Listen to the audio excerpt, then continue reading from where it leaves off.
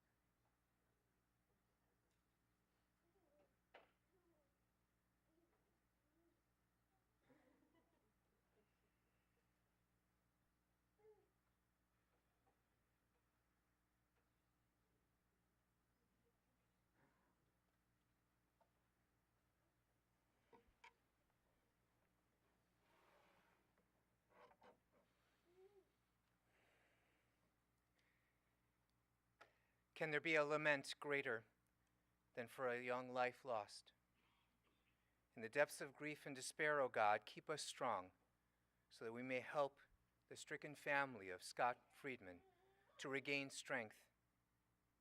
Help us to support them, to support Marilyn and Bob, to support Amy and David, Molly and Mark, Jay, to support all who loved Scott.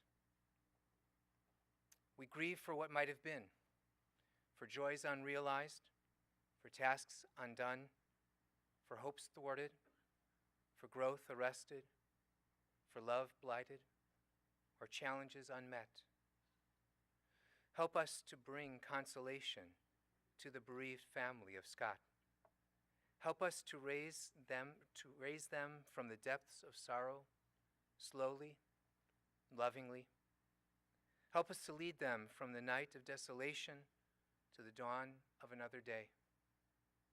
Then the memory of our beloved Scott can return gently, peacefully to our hearts. May his memory live among us, even in our grief, instructing us in the ways of living and helping us to find meaning in the mystery of eternal life.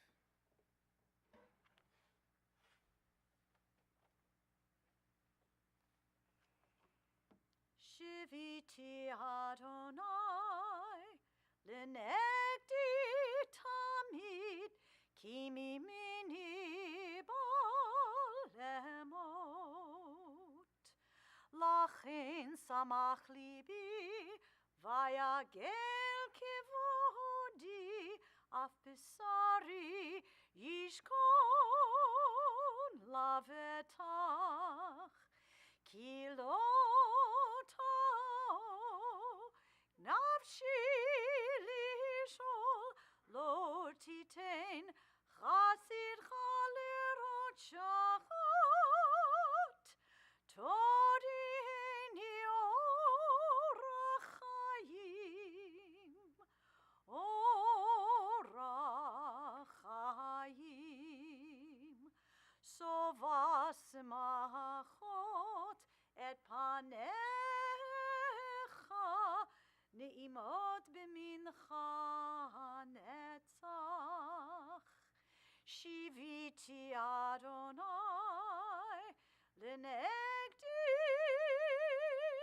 tamid ki mimini bal emot.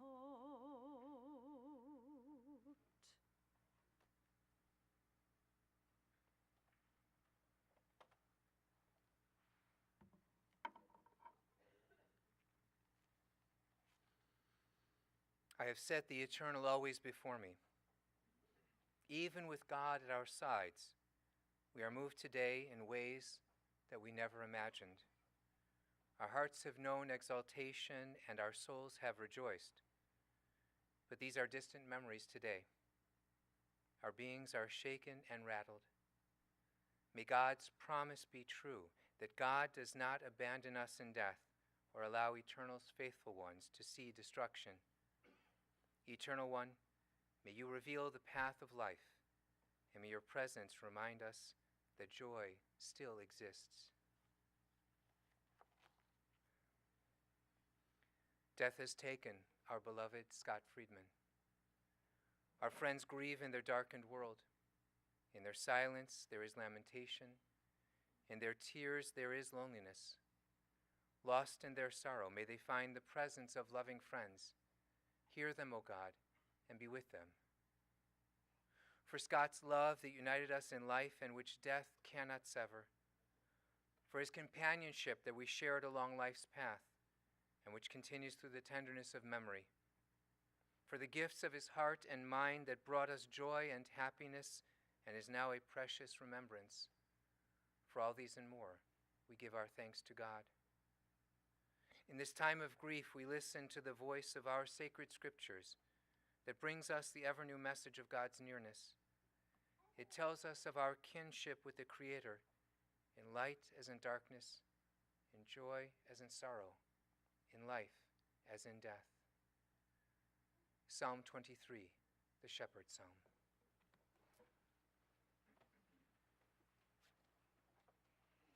Adonai roi lo echsar bino deshe yarbitzeni ame menuchot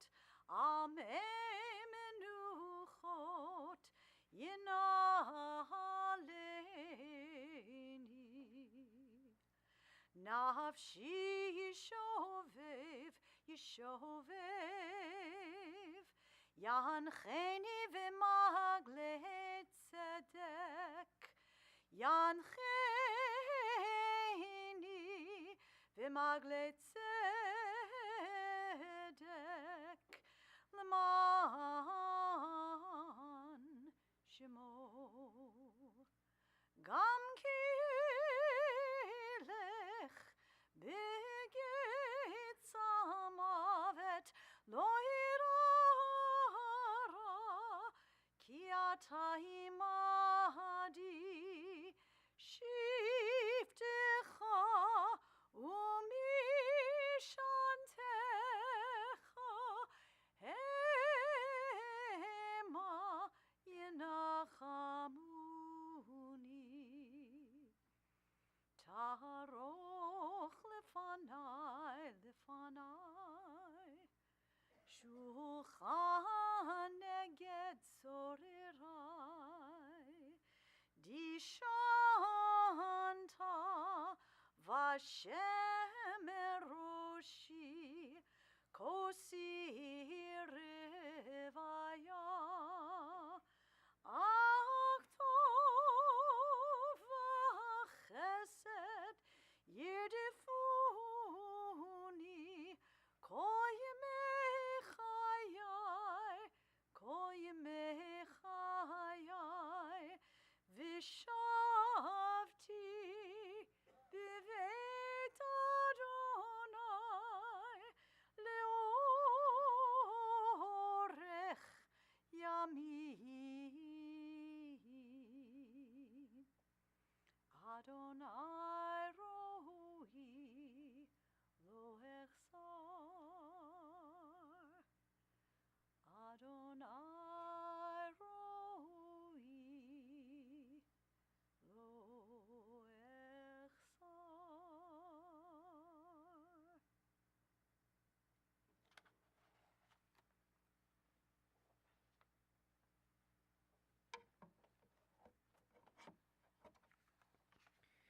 In the pamphlet that you received here at the chapel, on the inside you'll find the translation of the 23rd Psalm.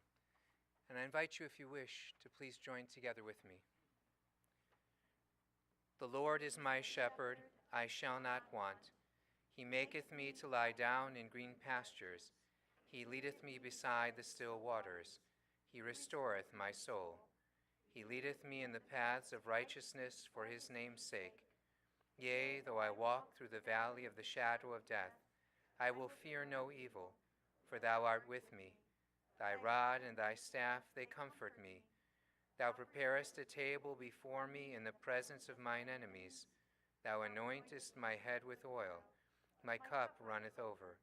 Surely goodness and mercy shall follow me all the days of my life, and I will dwell in the house of the Lord forever.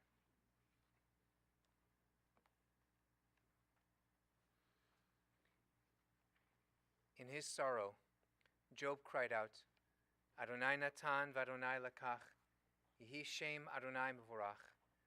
God has given and God has taken away. Blessed be the name of God.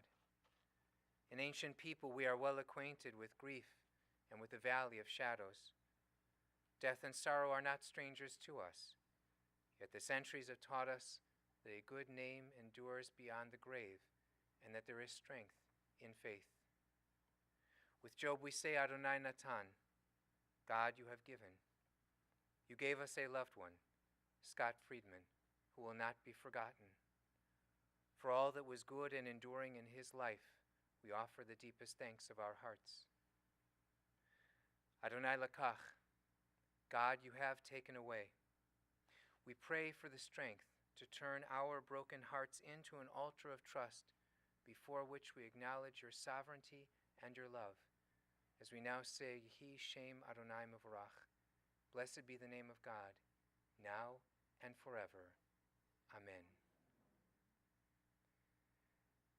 Let us take these next few moments for our own personal silent meditation, an opportunity for each of us to call forward the cherished memories that we have of Scott's life and how his love touched our hearts.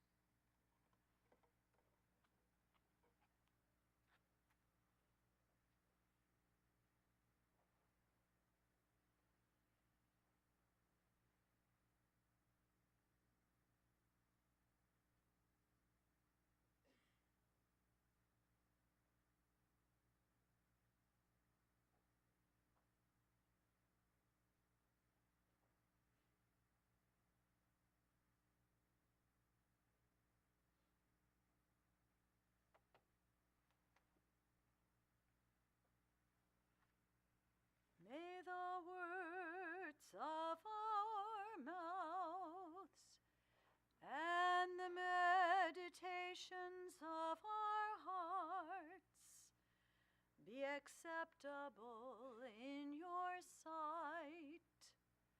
Be acceptable in your sight. God,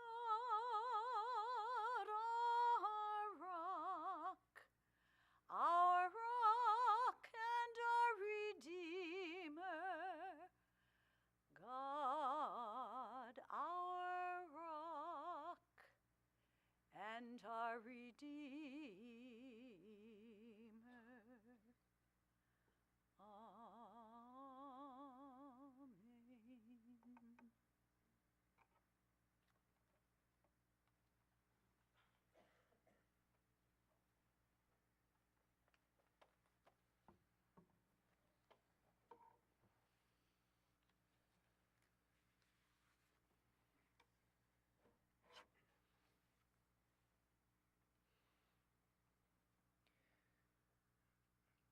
Yesterday morning,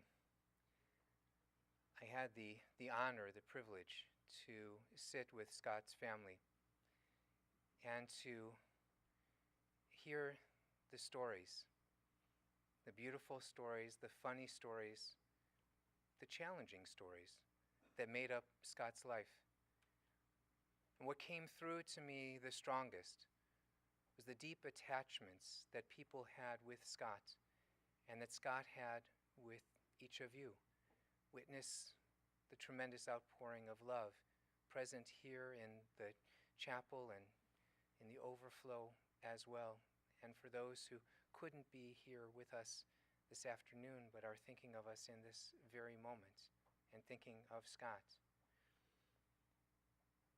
So many stories to share, and it is only appropriate that we begin first with family and then with very close friends. This afternoon you're going to hear from Scott's brothers-in-law, brothers truly, David and Mark, cousin Jay, and to hear from friends Burton Rast, Brad Levison, and John Urbaszewski, who will come up each in order. David.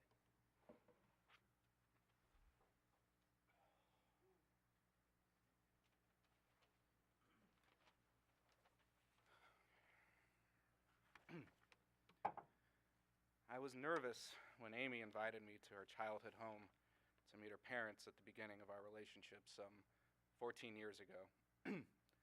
This was their home where they raised their children, and here I was, just some guy about to sit at their dinner table to eat homemade pizza. "You'll meet my brother too," Amy said, and I thought, great, one more person I need to impress. There are two things I remember clearly from that night. Number one, eating damn good pizza. Number two, feeling comfortable instantly because Scott took an interest in me. He played the piano as we talked. Then he picked up a guitar, strumming it while showing me around the house. Grabbing an instrument was always second nature to Scott, but I like to think that he was completely aware of the calming effect it had on others. It was important to him that I should feel comfortable in my own skin. I am forever in Scott's debt for so many reasons, but the most meaningful one is that he made me feel good about myself. He made me feel that it was okay to be meeting him and his family. And as time went on, that it was okay to be a struggling graduate student without an established career. That though my relationship with Amy was growing, it was okay for me to feel vulnerable. That I was allowed to have moments of frailty and sadness. That I could be embraced by him, Amy, Molly, Mark, Bob, and Marilyn. That it was okay that I didn't know how to install more memory onto my computer. That I could be his brother, that I could change careers, that I could take risks, that Amy and I could move to the suburbs and still be close to him. That I could be a successful parent. That I was welcome to hang out any time and let loose at his apartment, and that my older brother Ari and my friends could come too. That it was okay for me to worry sick about my children and be a kid myself. He made me feel that I was okay. He was one of my strongest advocates and champions, always accessible, always online, always picking up the phone when I called about anything. After one of Scott's recent health scares, I wrote the following to him. I said, "I need to know that you're around, that you're a part of this world. I can't imagine for a second one day suddenly not seeing you on GChat. Our daily communications, however immature, silly, or downright stupid, get me through the day, and they've gotten me through the worst of days. I need to count on you showing up on my screen like that. Jake and Evan need their Uncle Scotty to come over and play with them."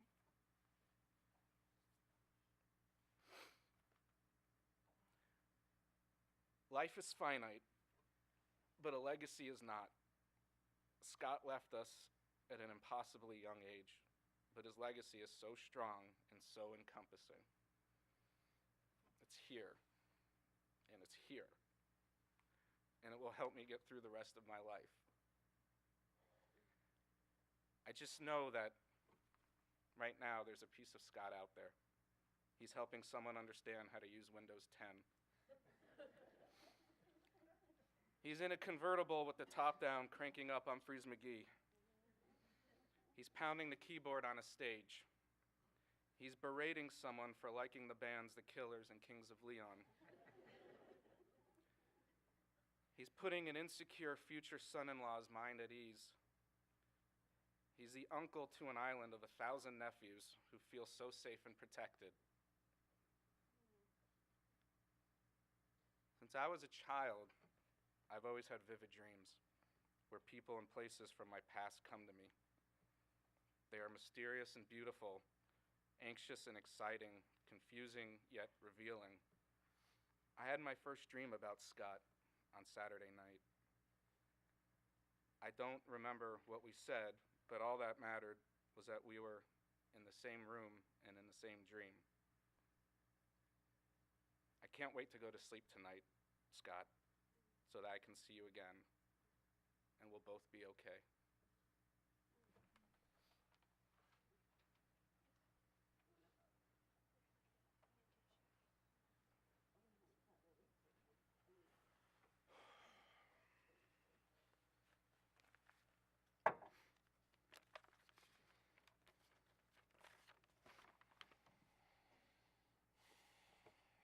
To my brother Scotty.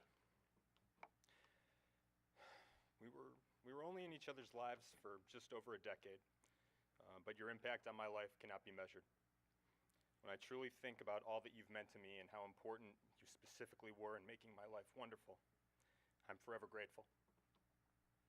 When I first met Molly, I remember how often she talked about you and about how special your relationship was. She told me about all the time you used to spend together when she was younger. Even though you guys were 6 years apart, you always made her feel welcome, whether it was just with you or with you and your friends. She said that you made her feel part of your world, and she adored you for it. And as an older brother myself with a similar relationship with my sister, I couldn't wait to meet you. Like Dave, I also remember going to Mare and Bob's for homemade pizza night to meet the family for the first time. And you couldn't have been more welcoming and kind. I wasn't sure if you were just playing me or if you were really that nice, but luckily it turned out to be the latter. We started a friendship very soon after meeting each other, and I remember you telling me later on that you were good to me from the start because you knew I was going to marry your sister, and you wanted us to be family. And I'm never going to forget that. Neither of us grew up with brothers, and I think that both of us desperately wanted that kind of relationship. I could tell how close you were with Dave already, and I wanted that same relationship for myself. Little did I know that you would truly become my brother in every sense of the word. At first, people wouldn't necessarily put the two of us together. You love video games, computers, sci-fi, and you hated sports, traveling, and adventure, basically the complete opposite of me. But we bonded over our shared love of pop culture, amazing TV shows, the Beatles, and Molly. As the years went on, it became more and more apparent to me how influential you were in who Molly became.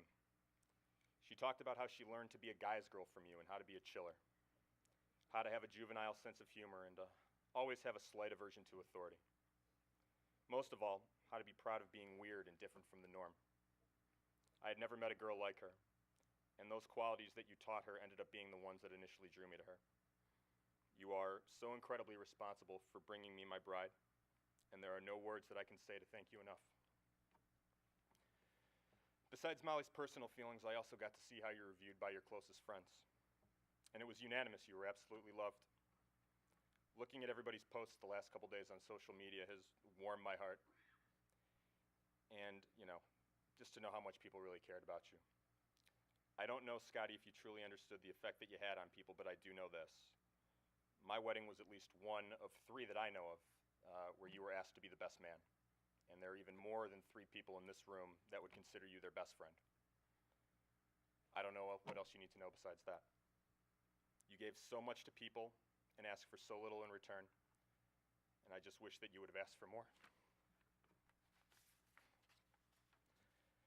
When most people think of their brother-in-laws, I'd assume a lot would have a reaction of indifference or potentially distaste. I honestly don't remember when we started calling each other brother or family, but it was well before I ever proposed to Molly. My relationship was so special with you because of what it represented. It's not like you and I just saw each other at family occasions and made small talk with one another. We knew about each other's careers, personal aspirations, opinions, fears, Vulnerabilities. The two of us hung out with each other all the time without the rest of the family. Dinners, concerts, calling each other on the phone. When you were at your absolute healthiest, and when you wrote your blog, scottgoesonadiet.com, we worked out together at my apartment and encouraged each other every day. We said I love you every time we saw each other, every single time, and we meant it. We both knew how lucky we were to have the other in each other's lives, and it's going to be so difficult for me to fill the void that I feel right now. My greatest regret, Scotty, is that I couldn't ultimately get through to you and help you when you needed it the most. But I also know that you're at peace now, and I don't have to worry about you.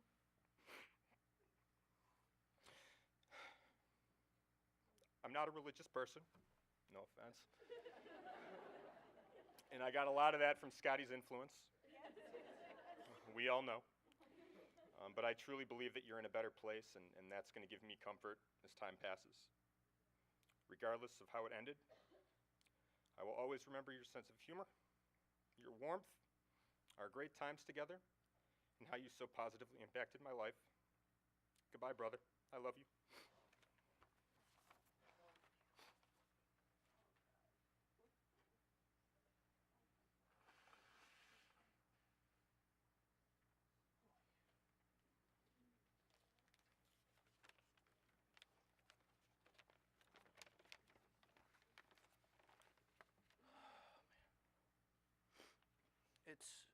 It's really hard to explain the enormous impact Scott had on my life, and how he helped shape me as a person. Being 9 years apart, I really learned so much from him. He had a great sense of humor, and I loved how he giggled more than he laughed, and his giggling was contagious. There were plenty of times in my life where he really was there for me when I needed him, especially in high school. If it wasn't a school night, he would say something like, "Hey man, don't worry, it's cool, you can come crash at my place." So I'd drive down to the city, we'd watch a movie, or play video games, and we'd talk. It was always a cathartic escape. And even just being around him gave me a whole new perspective on everything I was dealing with. I know a lot of people didn't have that opportunity. I went with him and some other people to my real first ever concert of any sorts when we saw George Carlin back in 2002.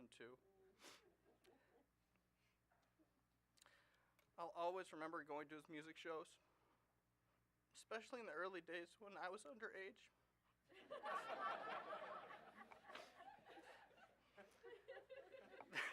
They always had to find ways to sneak me in. Usually I had to get there early so I could help by moving their equipment. A few times I had to say I was their manager. The shows were always a blast. Scott loved to talk and voice his opinion. The way Scott would often voice his opinions were so strong, I often said that Scott always had the official opinion on things. We would argue about things all the time, and occasionally, when I was younger, I would go look up the facts that he would bring up, and if I found out that he was wrong, I would bring it up to him months or even a year later. He really hated when I did that. But through all my life that I know him, he had a very strong and warm presence. I know he put up with a lot of my shit when he didn't have to.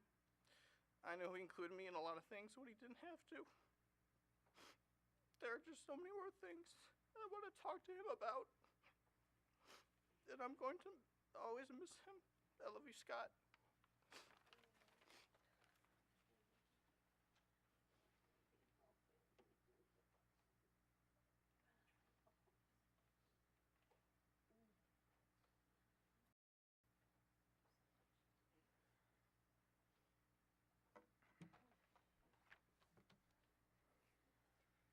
First off, thank you to the Friedmans for the humbling invitation to speak. It goes without saying, you guys have been family all my life. I received the news about Scott on Saturday night, as I know so many of us did. And no doubt, like many among us, I learned that sleep does not come easily when you're trying to process a measure of grief you've never before felt through the confusing haze of a shock you've never before known. On Sunday, all I wanted was someone to hang out with in San Francisco who knows Scott well enough to know how good he is. I didn't want to talk to anyone on the phone, text, or Facebook. I wanted someone with me, in person, who understood how I feel about a friend like none I've ever known. As I sat in my bed, poring over the text of our countless, daily, often all-day conversations, I kept thinking, selfishly, I've lost my best friend. I've lost my best friend. And then it struck me. Right now, I realized Brad is thinking, I've lost my best friend. And John is doing the same. So are Colin, Eddie, Ken, and likely many others in this room. Per what Mark just said, how many of us refer to Scott as our best friend? I just named half a dozen without effort, and he had enough love for twice as many of us, and then some. Scott is the friend and the person we all aspire to be. Always positive and supportive, never judgmental, and ever going out of his way to be sure we know when we should be as proud of ourselves as he is of each of us. Scott reminds us all to be unapologetically and unashamedly who we are, just as he is, just as we all wish we could be. And maybe we are in a moment or two here and there, but no one in the world lives as honestly and authentically as he does. Scott Friedman made me a better person, just as I know he did each and every one of you. And I'm honored to have spent the time with him that I have, again, just as I know all of you are as well. For as long as I can remember, I've called Scott my brother. And again, selfishly, I've no idea what I'm going to do without him. What is ours to remember, mine and all of yours, is that he wants nothing more in the world than for each of us to succeed at being the best versions of ourselves that we can be. And he is never hesitant or afraid to celebrate each of us in letting us know when we are achieving precisely this. So this is how we honor Scott. By being the person he would continue to celebrate in the way that he and only he does, such that someone, someday, feels about us the way that we all do about him.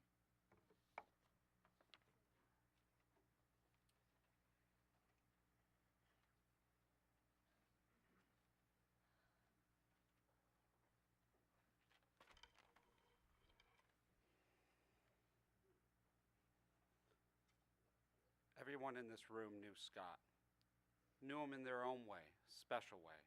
And everyone in this room has a story to tell about Scott.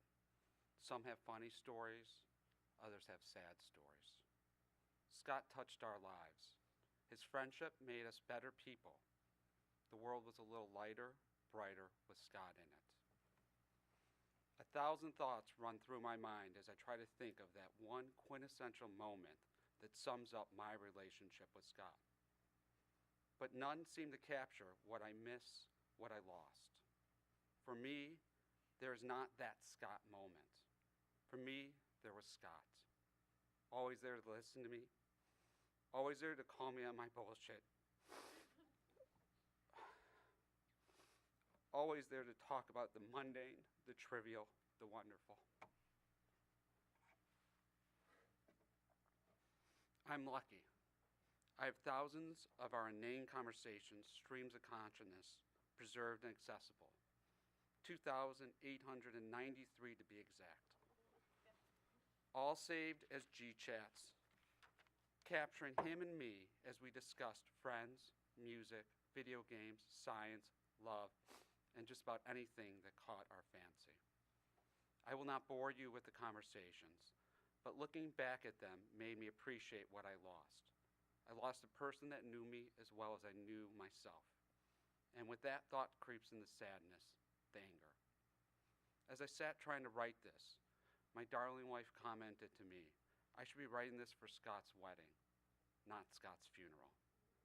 And I'm angry. Angry that Scott did not eat birthday cake with me on Sunday.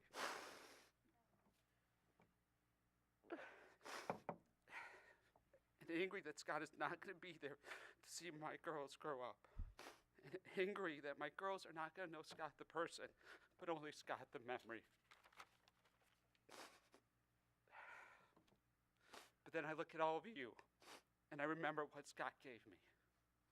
He gave me all of you. He brought people into my life that make it better, make it worth living. Through his kindness, generosity, his smiles, his keyboard, a world opened up to me, which I joyfully share with all of you. As I stand here, 2 lines keep repeating through my mind. I should have been a pair of ragged claws scuttling across the floors of silent seas. Scott was that pair of ragged claws, and for those short, spectacular 20-plus years, he scuttled across the floors of my less than silent seas. And I imagine, I hope, and I wish the same was for all of you in the crowd. For that, I say thank you, Scott. Scott Friedman is my friend. I miss my friend.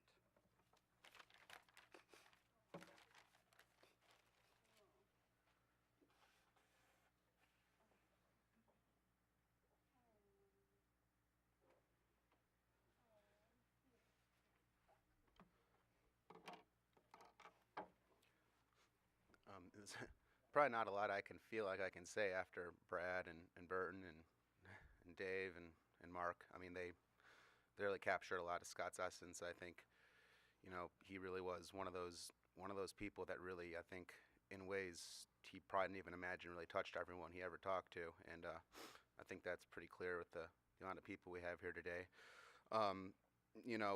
He and I were really close friends ever since in elementary school when I vomited, and then that caused a chain reaction vomit. And I think Scott was like 3rd or 4th in line in that.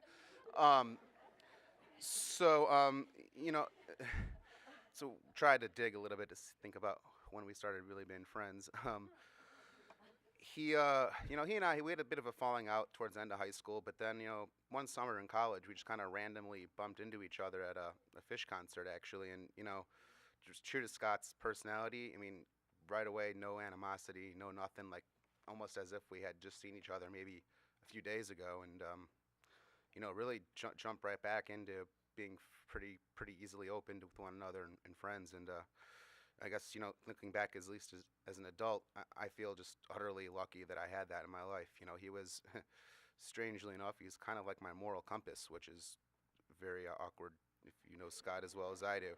But I guess what I mean by that is, he was definitely a person that, whatever I had a question or a problem or something, he always had some advice. It wasn't always advice I listened to, it wasn't always advice that, I totally wanted to hear, but I always knew he would be there to give it to me, and, I loved him for it. He really was just like a brother, and just like everyone else was saying, it's kind of hard to imagine, trying to feel or not feel selfish, because I know I'm not the only one, but it's tough, and we've really lost a good one here, and, I'm going to miss him for a lot of things. His silliness, clearly, his giggle laughter, even his ridiculous love for gossip. I really do take solace in knowing, how loved he was, and I think he knew that. I don't think he ever would want to admit it, but I think he knew that everyone really loved and respected him that way. So, miss you, buddy. Love you.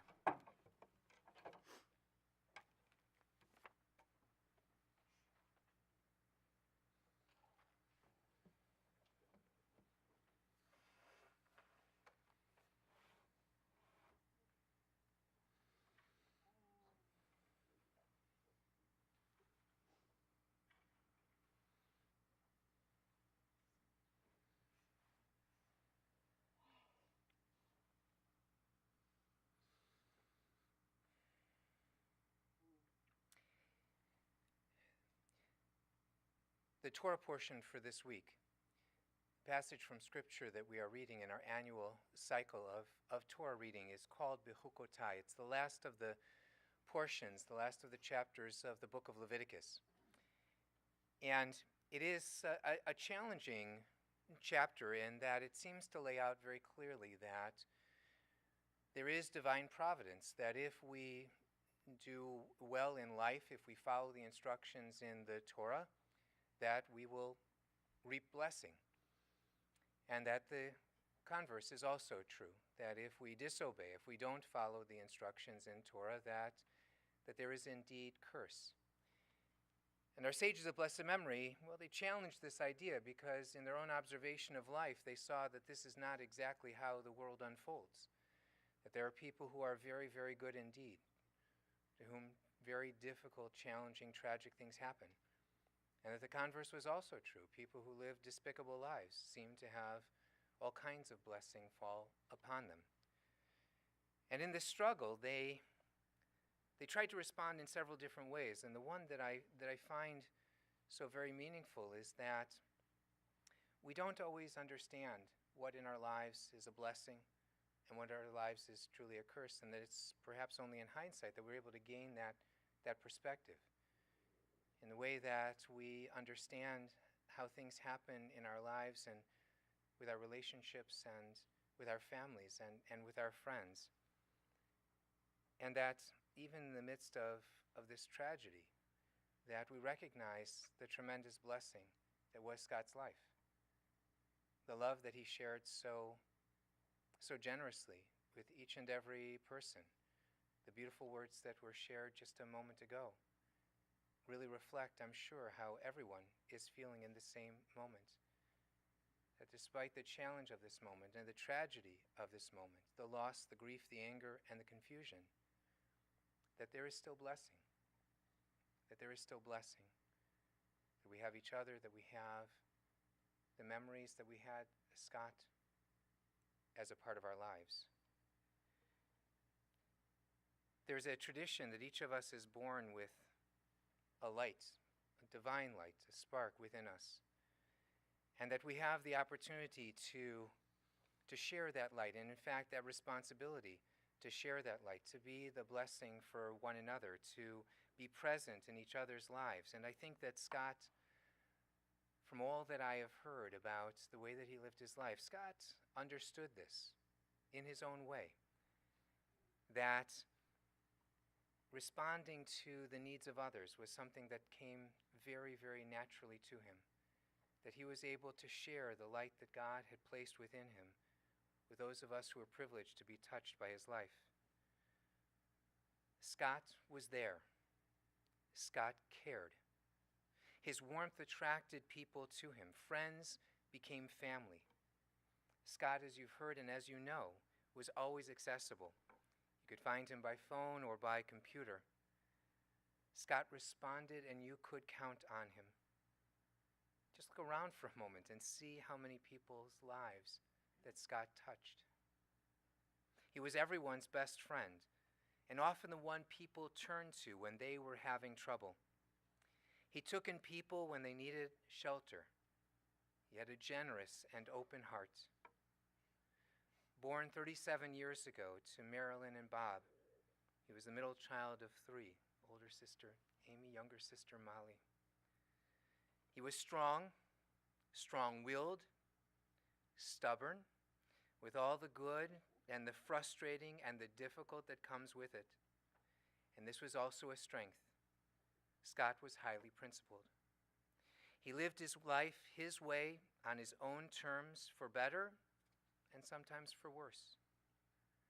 While he excelled at supporting, helping, and caring for others, he was not always able to do this for himself. One of the things that the family shared with me is that I think it was a matter of principle that he would not eat anything green. There are 2 exceptions, edamame and creamed spinach, which I don't think still counts as green. Scott's story, of course, begins with family. Scott was close to his parents, Marilyn and Bob, and as you've heard, to his sisters, Amy and Molly, and then, of course, to David and to Mark. Amy shared that Scott enjoyed arguing politics with his father. These battles were epic. Scott possessed a wicked sense of humor that showed up in his choice of clips to post online, including the last one. Those of you who saw it know exactly what I'm talking about. He was sharp-witted and even sarcastic at times. Molly shared that she is who she is because of Scott. He was unique. His advice was to challenge authority and to think outside of the box. School was not the place where Scott did his learning. It simply was not the right environment for him. And despite the DeVry try, Scott found that his own curiosity and intelligence was enough to become expert with technology and a virtuoso in music. He was the family tech support. Sometime he would grumble about that, but always happy to help. He built computers for everyone. Scott could fix any problem, large or small, from an early age, and the family shared with me that he was so proud of actually selling one of the first computers at CompUSA, or Compusa, as he used to say, to Rabbi Friedman. The same creativity that guided him with computers and video gaming also informed his growth as a musician. In fact, he drew so much happiness from this passion and his band, of which he was the heart and soul. He loved all music, well, almost all music, especially jam bands. He wrote music and loved to practice with his band, even when there was not an immediate gig to play. The closeness that Amy and Molly felt towards Scott and he towards them extended, as you've heard, to their husbands, David and Mark. They became Scott's brothers, and he said, "I am so lucky." They shared so many wonderful memories with me of playing games together, enjoying music, celebrating birthdays, the trip recently to Lake Geneva to celebrate David's 40th. Both Mark and David have shared the memories of meeting Scott and eating homemade pizza and feeling instantly embraced by him. David shared that he bonded with Scott through video games and that Scott made him feel so good about who he was. For Mark, too, he was a brother. They all enjoyed rock band night together. Though not a sports guy, as you've heard, he did get involved with Mark in a pickup league, but of course his focus was not on the athletics of it, but on the statistics and working the statistics each week. Scott loved to entertain, to have people over, to plan parties. He loved pop culture and taught his sisters that it was okay to geek out on a TV show. He enjoyed sharing his sci-fi love with his father, going to movies together and watching Star Trek on TV.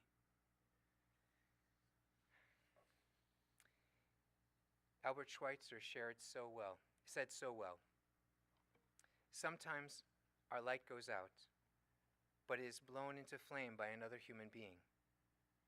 Each of us owes deepest thanks to those who have rekindled this light."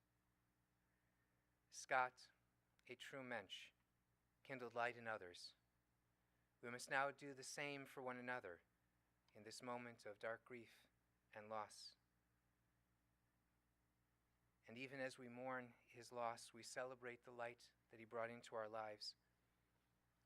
A loving son to Marilyn and to Bob, a brother to Amy and to Molly, to David, to Mark, a loving uncle to Jake and to Evan, beloved cousin, a cherished friend. May the light that we continue to kindle shine on the memories that we cherish. And to this let us say, Amen.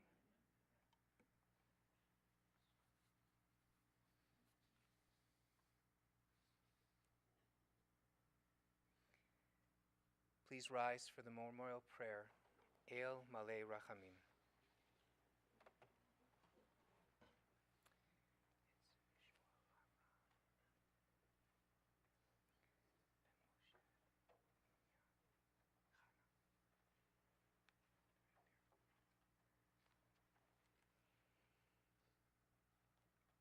El Malei Rachamim, Shochein Bamromim, Hamtsei Menucha Nechona, Tachat Kanfei HaShechina. Shana Im Kedoshim Utorim Kizohar Harakia Masirim Et Nishmat Shmuel Avraham Ben Moshe Umina Chana Shahalach Leolamo Bal Harachamim Yastirehu Beseter Kenafav Leolamim Vitzror Bitzror Hachaim Et Nidmato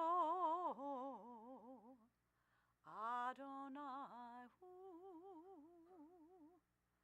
Nachalato V'yanuach b'shalom Al mishkavo v'nomar Amen.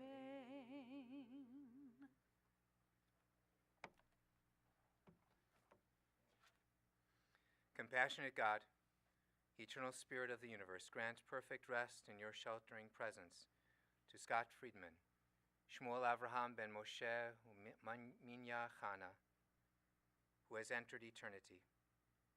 O God of mercy, let him find refuge in your eternal presence, and let his soul be bound up in the bond of everlasting life. God is his inheritance. May he rest in peace. And to this let us say, Amen. Receive in mercy, O God, the soul of our departed Scott Friedman. Grant him that everlasting peace which you have prepared for us in the world to come. Though no human eye has seen, nor ear has heard, nor mind has grasped it, still is our sure inheritance and our everlasting portion. O God, help us to understand that grief and love go hand in hand, that the pain which loss inflicts is the measure of a love that is stronger than death. Though we cry in the anguish of our hearts, may we be like children who know that their parent is near and who cling unafraid to the trusted hand. In this spirit, O God, do we commit all that is precious to us to your keeping, as we repeat words hallowed by the generations, the words of the Kaddish prayer. Yitgadal v'yitkadash shemei Rabbah, v'yalma divrach yiruteh v'yamlich malchuteh, b'chayechon uv'yomechon, uv'chayeh dechol Beit Yisrael, ba'agala uv'izman kariv v'imru amen. Yehi Shmei Rabba Mivarach Leolam Omei Omaya. Yitbarach v'yishtabach v'yitpa'ar v'yitramam v'yitnaseh. V'yitadar v'yitaleh v'yitalal. Shmei Dekudsha B'richu. Le'ela min kol birchata v'shirata. Tushbechata v'nechamata. Da'amiran b'alma v'imru amen. Yehi Shlama Rabba min Shemaya. V'chaim aleinu ve'al kol Yisrael, imru amen. Oseh shalom bimromav, hu ya'aseh shalom, aleinu ve'al kol Yisrael, v'imru amen. Say shalom bimromav uyase shalom aleinu v'al kol Yisrael v'imru amen.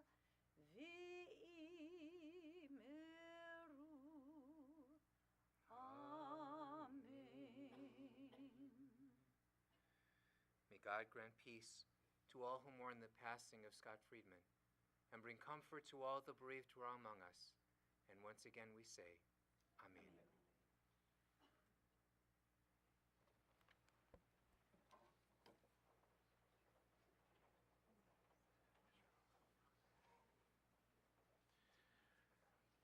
Ladies and gentlemen, this concludes the services here in the chapel.